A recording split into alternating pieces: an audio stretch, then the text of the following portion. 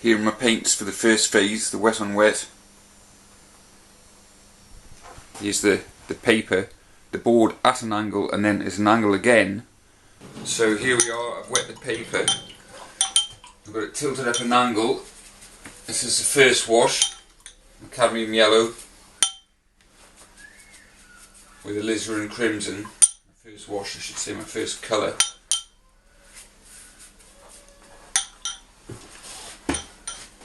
So now we've got, again, cerulean blue, just with a lot more alizarin in, so it's a purple effectively.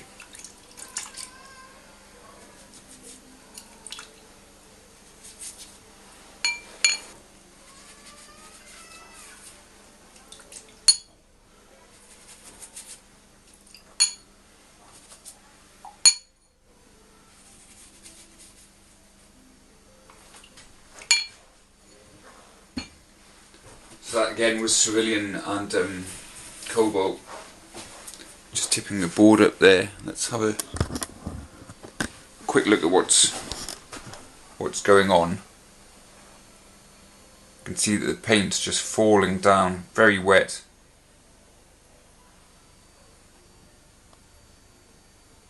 Just applying a first wash of green here. This is cobalt and cadmium yellow, maybe just touched by a bit of red. A darker green here, just more cobalt blue.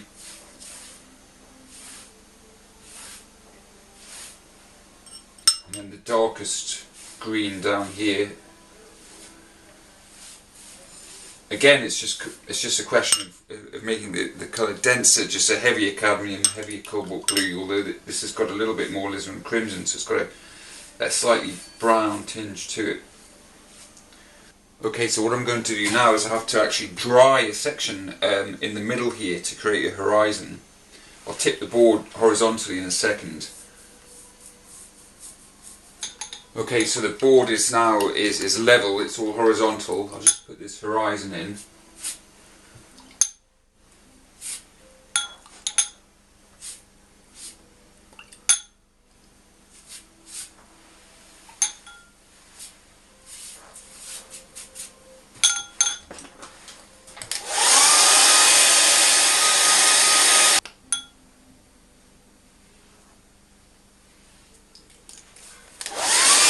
So that's kind of phase one. What I've got out of shot that you can't see is 4 different washes of blue mixed up, sort of blue to purple to brown. So this is the lightest one.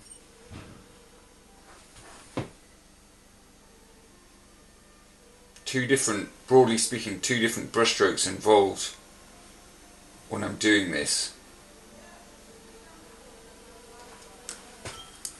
And you've got to work quite quickly. I'm swapping brushes. Same size brush, it's a size 10. I've got the other one in my mouth. And it's a side-on stroke, so this scuffs the brush a bit more. Back to a newer, sharper looking brush now.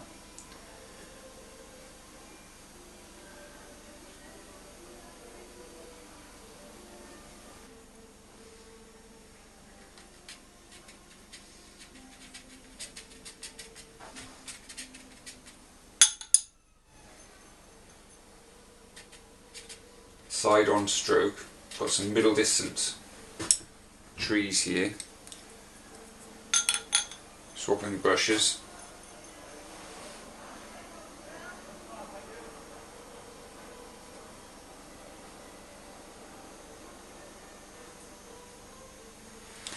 Swapping brushes again up to a slightly larger brush. This is a size 10 or 12.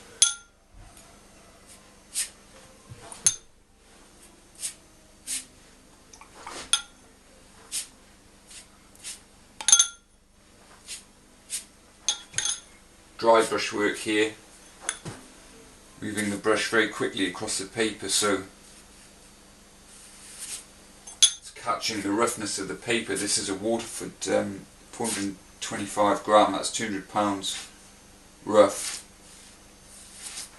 We'll get a closer look at the paper later on so you can have a good look.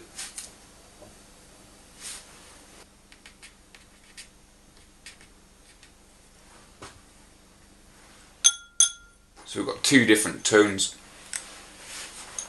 going on.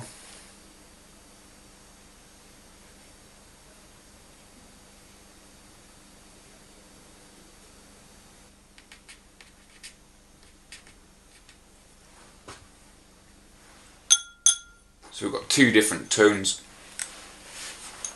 going on.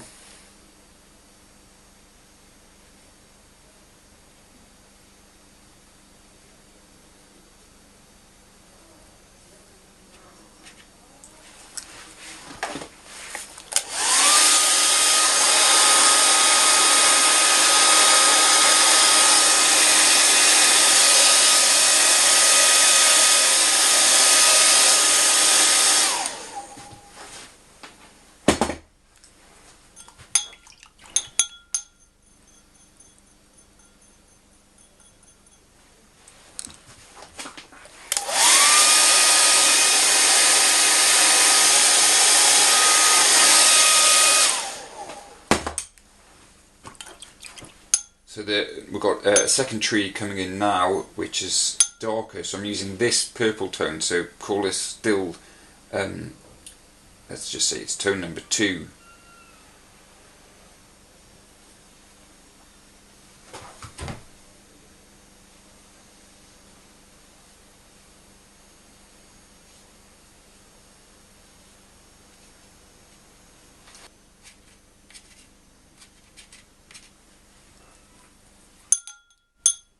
All the time here I'm swapping between 2 brushes for the different strokes I'm using.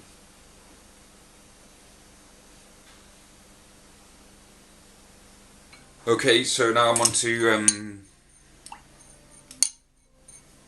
hold on, start that one again.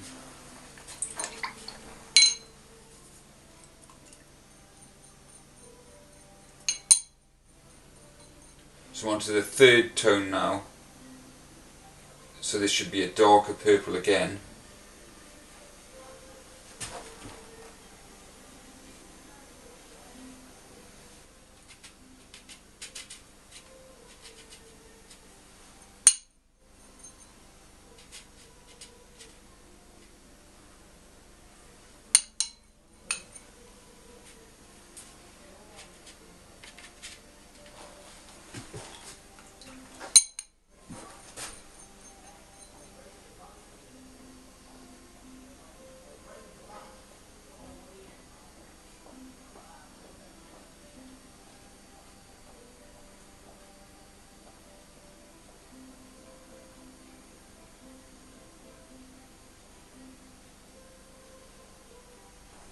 Okay, so we're going to start working on some shadows now,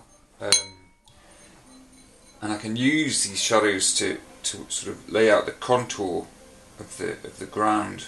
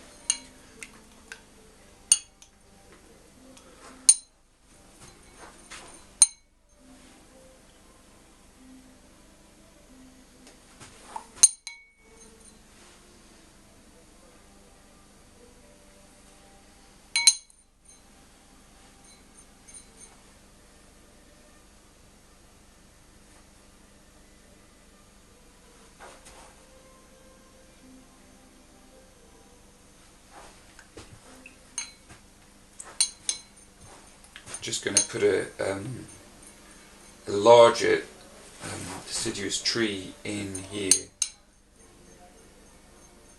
which is actually going to be must be here, I think, just off centre.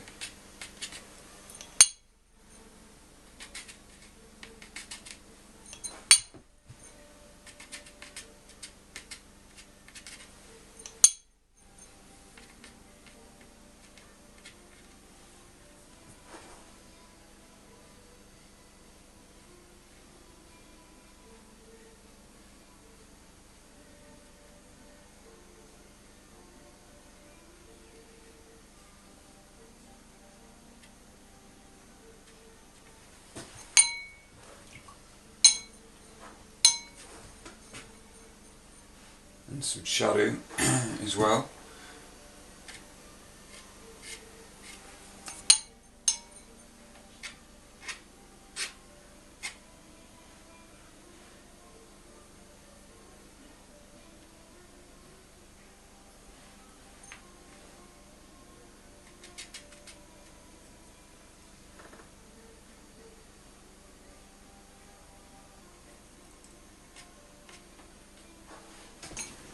This is with a quite a strong brown, just some very, very quick dry brush strokes here, following the contour of that bank.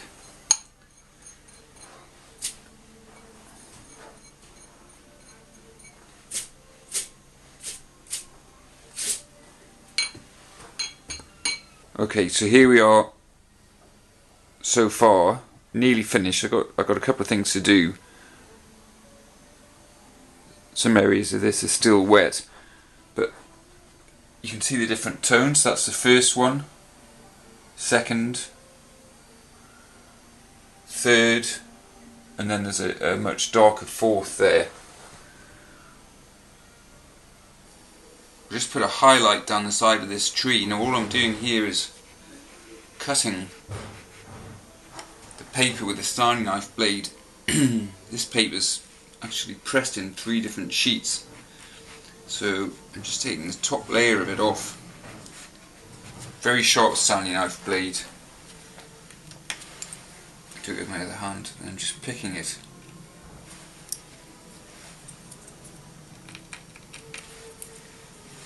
And it should just peel away, revealing a layer of white paint.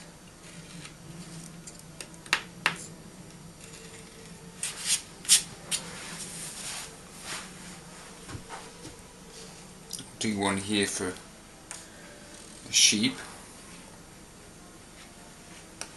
There is a limit to the size of paper you can cut off, but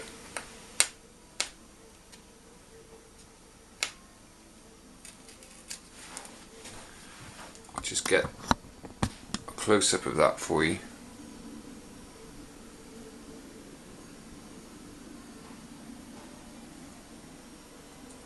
So there's the painting with just the highlights cut off. I've just got a bit of modelling to do on them.